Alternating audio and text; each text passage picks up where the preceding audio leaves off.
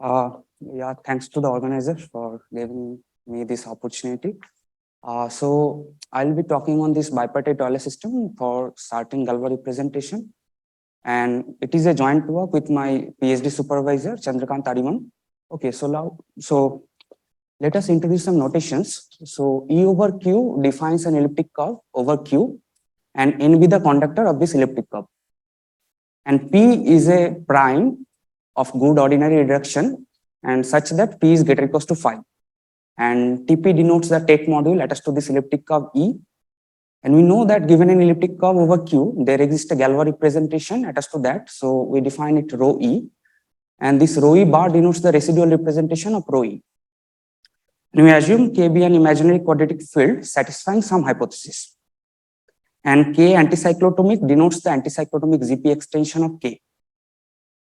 GK denotes the absolute Galois group of K, and gamma denotes this Galois group of anticyclotomic ZP extension over K, and this Galois group is isomorphic to ZP.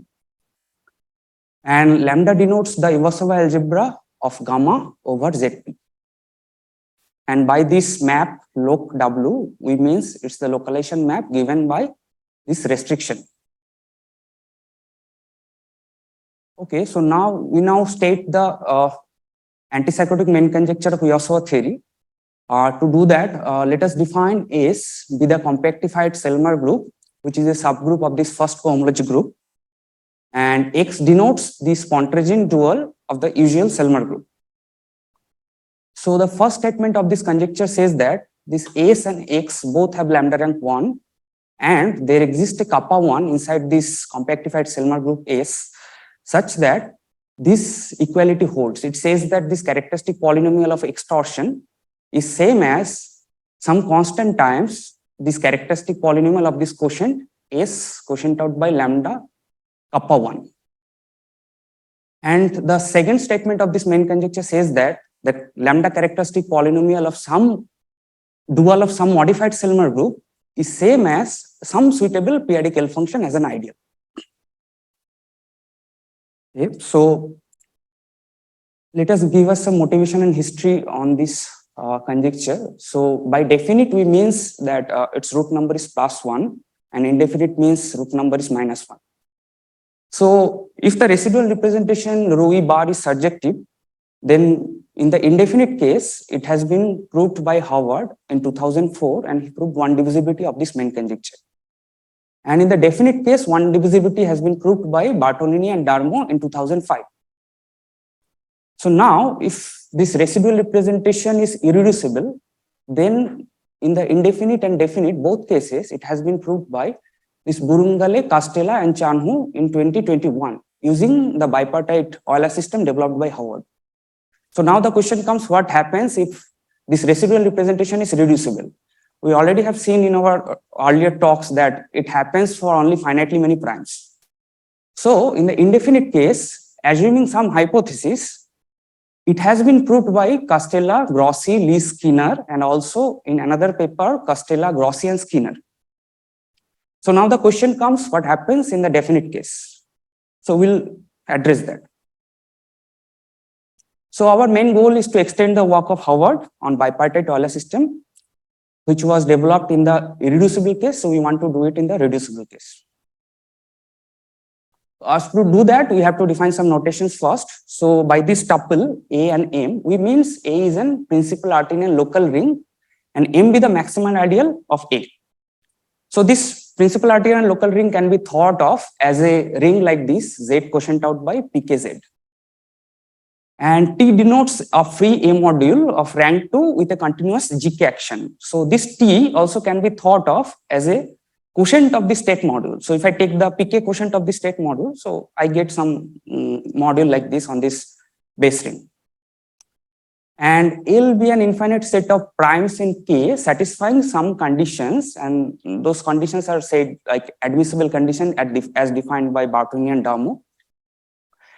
And N denotes a square free product of primes in L. And we assume this hypothesis that T quotient out by MT fixed by this Galois group GK is 0. And given any finitely generated A module M, the index of divisibility of X in M is denoted by this maximum of all such J such that X is inside this submodule MJM.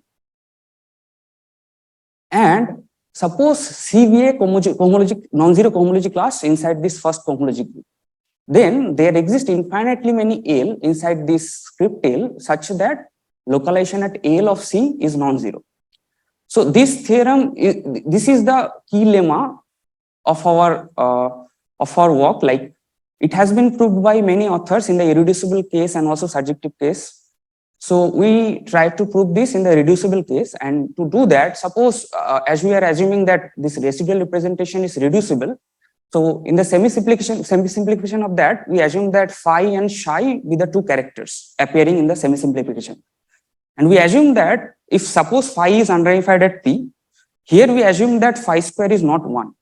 Okay, so now let us define what is Selman modules. So at first, let me define what is Selman structure. So Selman structure F1 this module T is a finite set of primes, contains all those Archimedean primes above this rational prime P, and primes where T is ramified. And given every prime on that finite set, we have a choice of submodule like this. So after taking this Selman structure, we define this Selman module given by this kernel of this map. Okay, so we have defined this cell F. Now, by this cell Fn, we denote, it is called the modified Selmer proof, and it gives us extra local condition on these primes dividing this n. So now a theorem of Howard says that suppose n is coming from this n square free product of primes, then it gives us a structure of the Selmer module, and it looks like this, where this En is either 1 or 0. So now, suppose we denote this set n even is all such n where En is 0, and if here En is 0, then we call that n is an even, and if En is 1, we call that n is odd. So after defining this, we define the stub module at n is this m to the power length of mn times a if n is inside n even, and it is m to the power length of mn times cell fn if n is n odd. Now it can be seen that from the structure theorem that this stub module is isomorphic to m to the power length mn times a in both even and odd cases. So we now define what is bipartite Euler system. A bipartite Euler system of odd type for this tuple is a pair of families like this, where kappa n are some classes coming from the Selman module if n is odd, and lambda n is coming from this base ring A if n is even. And these two pairs are satisfying some reciprocity laws. And this first reciprocity laws can be thought of like that: the localization at L of kappa nl is some unit times lambda n, and localization at L of kappa n is some unit times lambda of nl. So now we define what is free Euler system. So a Euler system of odd type is free if for every n in n odd there exists a free rank 1 submodule Cn sitting inside the Selman module such that this free rank 1 submodule contains this class kappa n. So now till now we have only defined bipartite Euler system of odd type. So now the question comes, what is the event type of bipartite Euler system? So if we have a free Euler system, and if you assume that the base ring A has length bigger than some fixed constant, then there exists no free Euler system of event type. And the definition of event type of Euler systems is you just change even and odd everywhere in this definition. So as if I assume that if length is bigger than some fixed constant, since there is no event type Euler system, so we'll be focusing on only odd type of Euler systems. A is this principal Artinian local ring. Yeah. So T is a module. Yeah, here.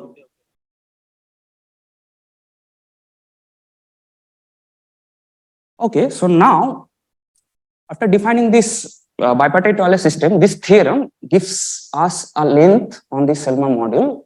So suppose the length of this ring A is greater than some fixed constant E, and this is a free Euler system, this tuple. Then this theorem says that the length of Mn is bounded by this index plus this epsilon, if n is even, and this length of Mn is bounded by this index plus some epsilon if n is odd, where this epsilon is some constant depending on this representation rho E. So now it is to be mentioned that in the irreducible case, this error epsilon doesn't appear. And also it can be thought like that, this inequality means that if I assume that my maximal ideal M is generated by pi, since it is principal, so if I assume that pi is the generator of that maximal ideal, then it can be thought that pi to the power epsilon times lambda n is sitting inside A. And similarly here, pi to the power epsilon times kappa n is sitting inside this Selma model.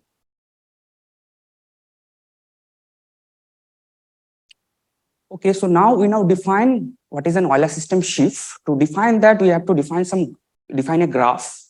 So by this chi, we define a graph where V is the set of vertices, and the vertices are all n coming from this script n, and edges are defined like this. And so now this Euler system sheaf, so attached to this graph, we define an Euler system sheaf of A modules, such as that given any vertex, we have a module attached to that. If n is odd, then we attach this Selma module. If n is even, we attach this module A.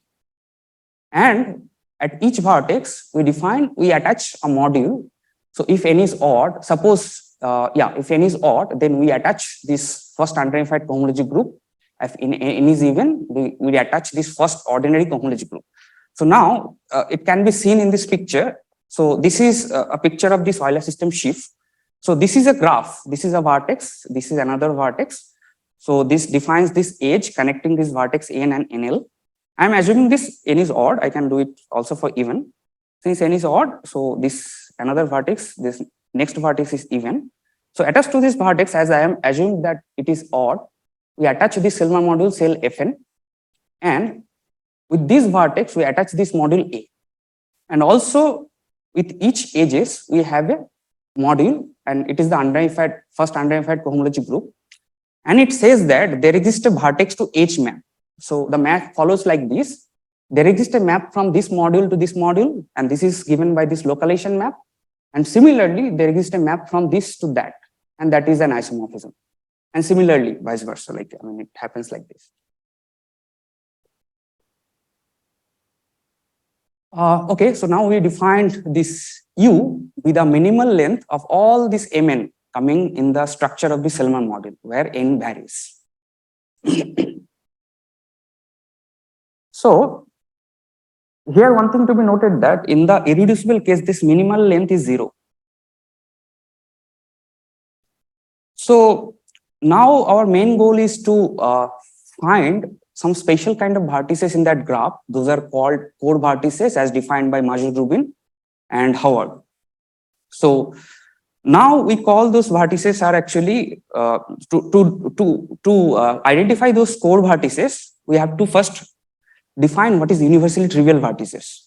So suppose n is inside this n even, then we say that n is universally trivial if localization at L of cell Fn is 0 for all L not dividing n.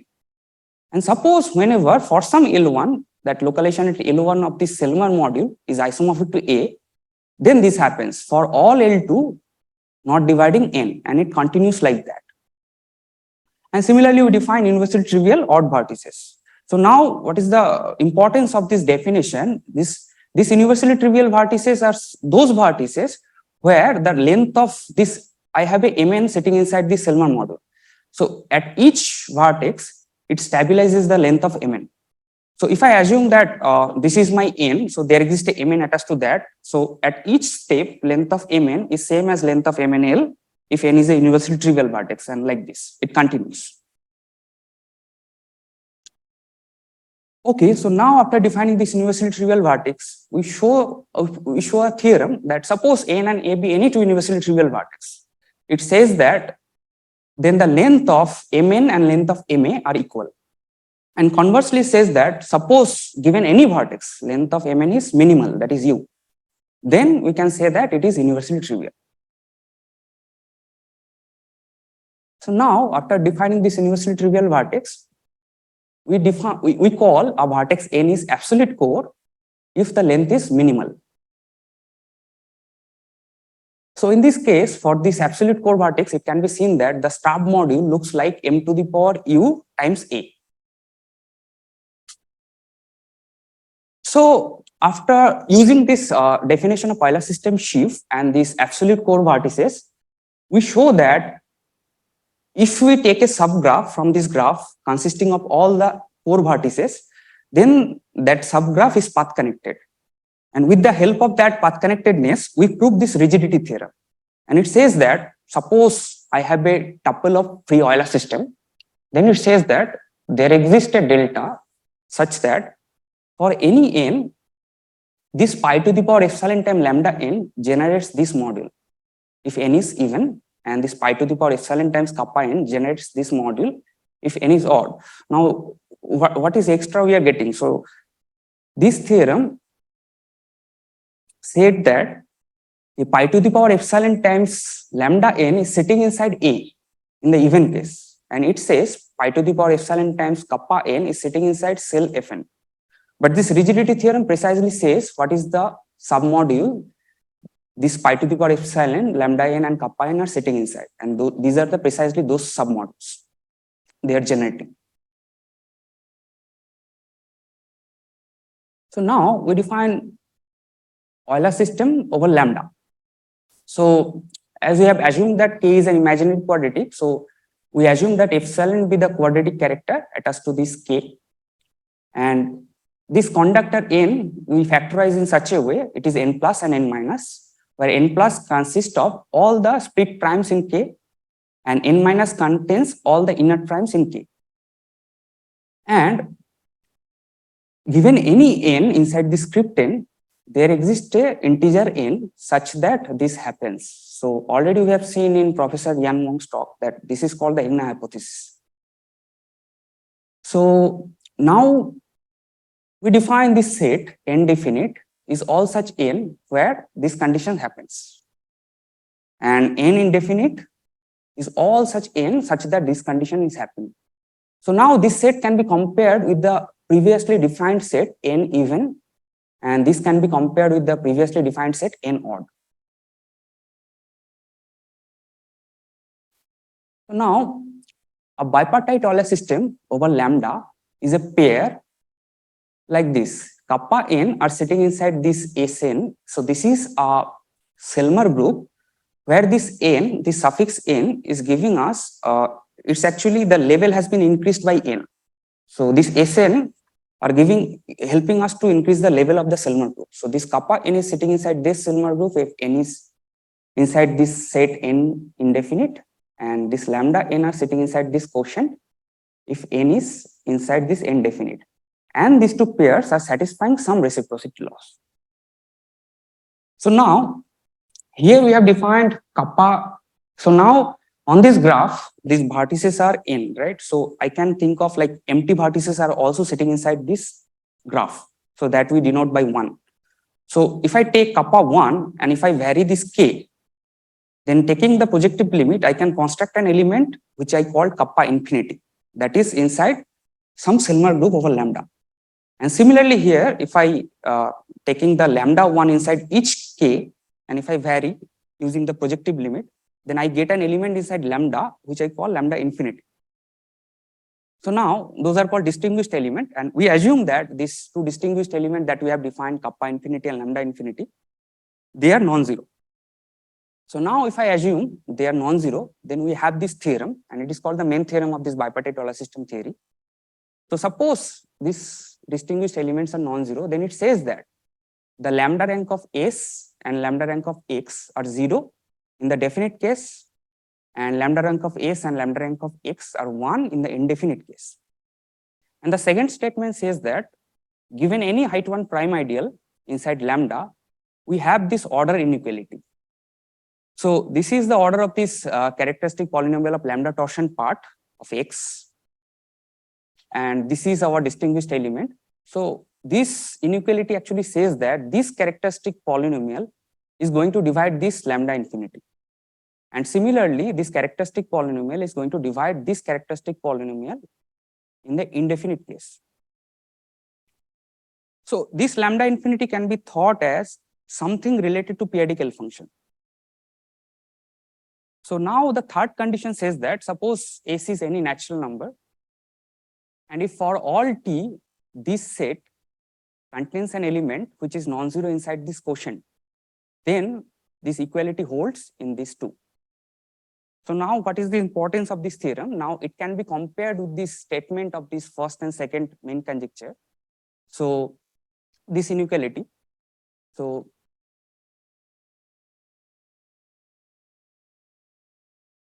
yeah, so it says that this is the first statement. So S and X both have lambda rank 1 in the indefinite case, and this characteristic polynomial is equals to this characteristic polynomial. And similarly, in the definite case, this characteristic polynomial is equal to some periodical function.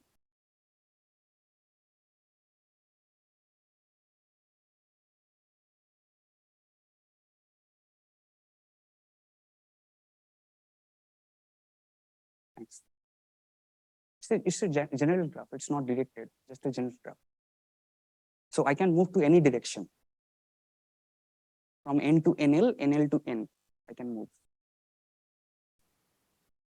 Yeah, just when the hypothesis is not satisfied, your elliptic curve is probably going to be isogenous to another elliptic curve for which the hypothesis is satisfied. Which one? Which hypothesis? So, I mean, the hypothesis that when you take the residual representation and you take the invariance, you get 0. Sorry, T quotient out by MT. Yeah, so you take the EP and then you take the invariance. So I'm saying that like if this hypothesis is not satisfied for one elliptic curve, yeah, it's possible to find another elliptic curve which is isogenous to it for which the hypothesis is satisfied. Right. And yeah. So the thing is that I guess what I'm asking is, can you sort of understand what's happening on both sides of the correspondence after taking an isogeny and then try and transfer it over to the elliptic curve for which the hypothesis is not satisfied? Any other questions, comments? Probably it will work. Probably. I guess if there are no further questions, let's thank Pronay again.